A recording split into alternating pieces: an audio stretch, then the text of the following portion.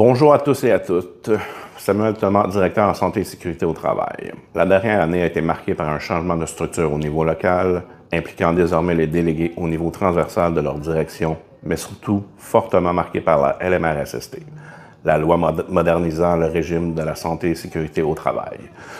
Concrètement, cette loi impose désormais à l'employeur d'avoir des représentants et représentantes en santé et sécurité, RSS, dans ses établissements, afin d'améliorer la prévention et de veiller à la santé et à la sécurité de l'ensemble du personnel de notre CIUS.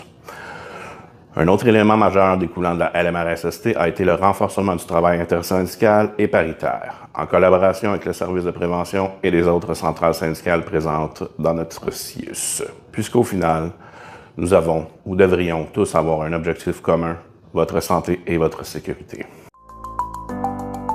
Cependant, l'arrivée de la loi 28, issue du projet de loi 101 du ministre Boulet, est venue chambouler les négociations intersyndicales et donc celles avec l'employeur par la suite.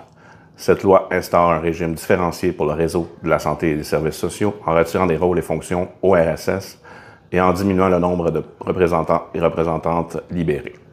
Après de longues heures de négociations étalées sur plusieurs mois, d'abord en intersyndical avec tout ce que ça implique, puis par la suite avec l'employeur, nous avons finalement réussi à signer une entente plus avantageuse, et ce, tout juste avant l'adoption de la loi 28 sous bâillon par la CAQ, ainsi que tout juste avant le départ de la chef du service de prévention.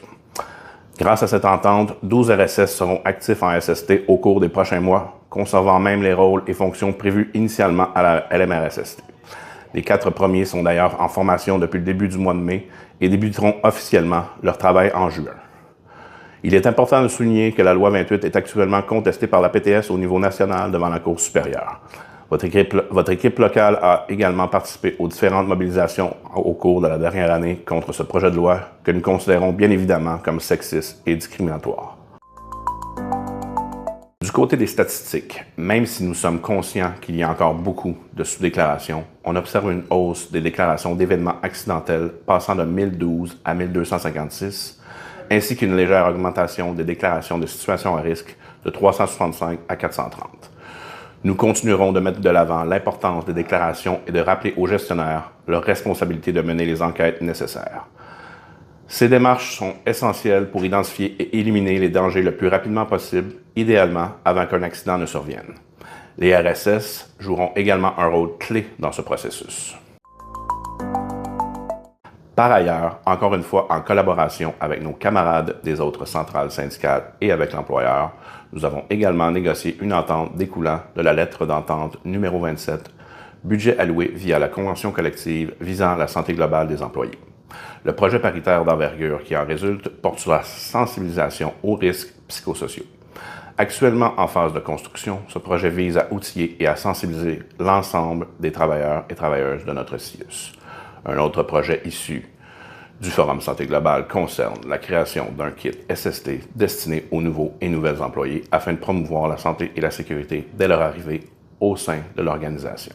Ce kit sera également déployé dans tous les milieux de travail par les représentants et représentantes en santé et sécurité. En matière de travaux paritaires, nous avons activement participé à plusieurs rencontres tenues dans les différents sous-comités, notamment 8 fois pour agression RAC, 7 fois pour agression jeunesse et 4 fois pour agression SAPA, en plus d'une quinzaine de rencontres intersyndicales directement liées à la LMRSST. L'arrivée des représentants en santé et sécurité marque une étape importante qui entraînera une transformation de la structure de ces comités.